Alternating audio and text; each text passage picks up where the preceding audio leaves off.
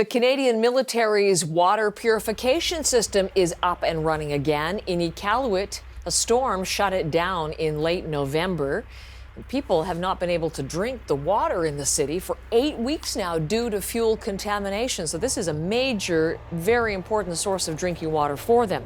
Iqaluit's been under a state of emergency since October. City Council extended that last night, and it's an important opportunity to find out the latest in the region. So Major Scott Purcell is back with us again this morning. The detachment commander, Detachment Nunavut commander. He's based in the region. He leads the task force, leads this operation. Major, welcome back. We're glad to have you with us once again this morning. Thank you for having me, Heather. And you and the rest of the team are back in action. The water purification system is back working today?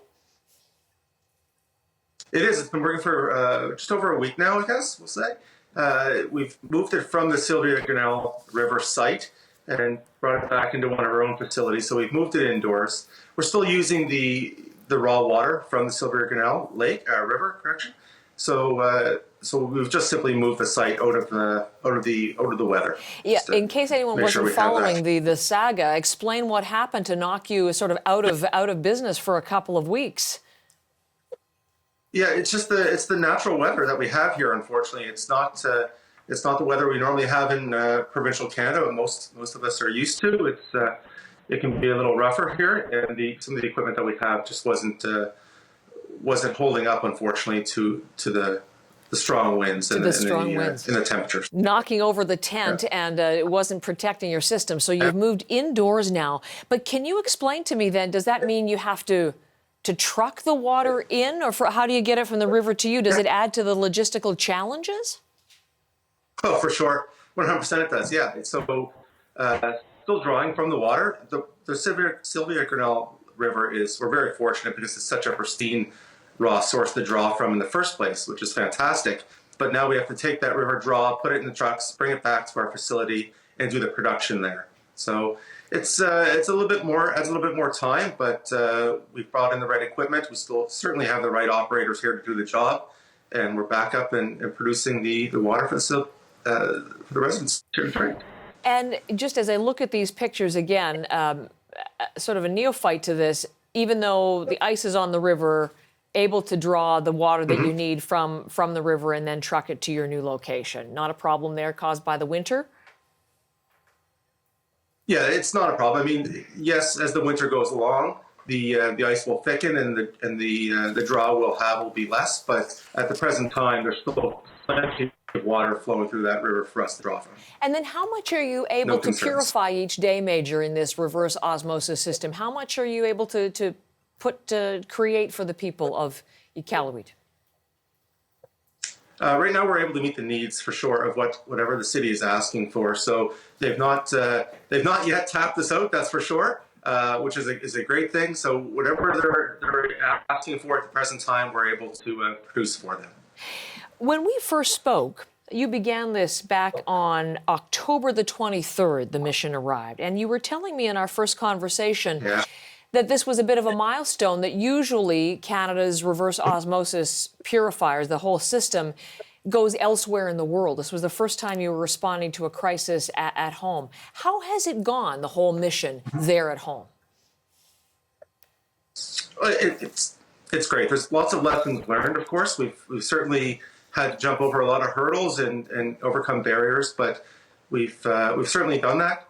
We're providing the drinking water for the civilians and the residents of Iqaluit here. The team has been fantastic. It's certainly not lost on them what they've accomplished here and continue to accomplish.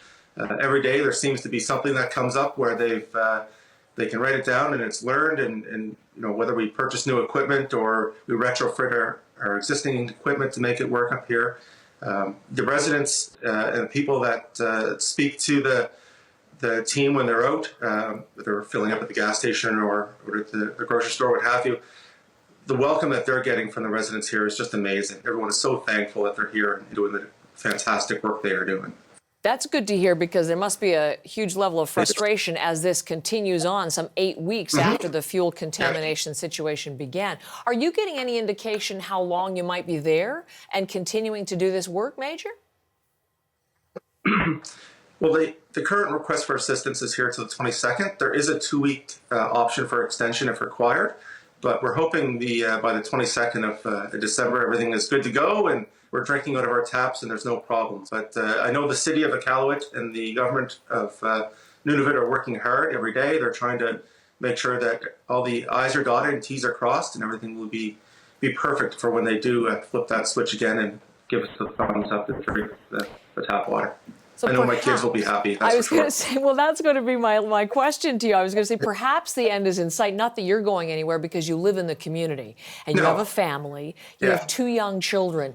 As this has gone on, just give us the not the major part, the Scott Purcell part of your reaction, how you've lived this and what it's been like to be without drinkable water at home for weeks and weeks now.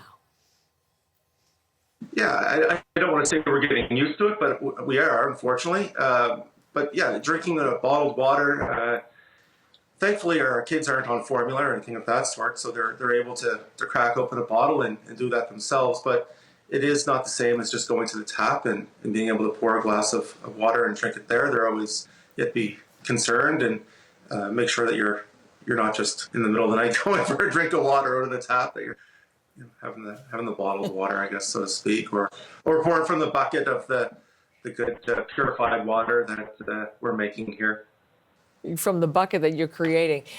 Again, friends in your circles there, in your home community, what are you hearing in terms of what the experience has been like overall? It sounds like it's pretty harsh for a lot of people. For sure. Personally, I think I have it pretty good. I know there's a lot of other people that have it rougher than I do, that's for sure. But we're all pulling together and getting through it as a community. And I certainly know just the volunteers alone for going out and distributing the water is incredible. Just anybody and everybody who has free time is pulling together and handing out water. So that's just the community spirit is terrific.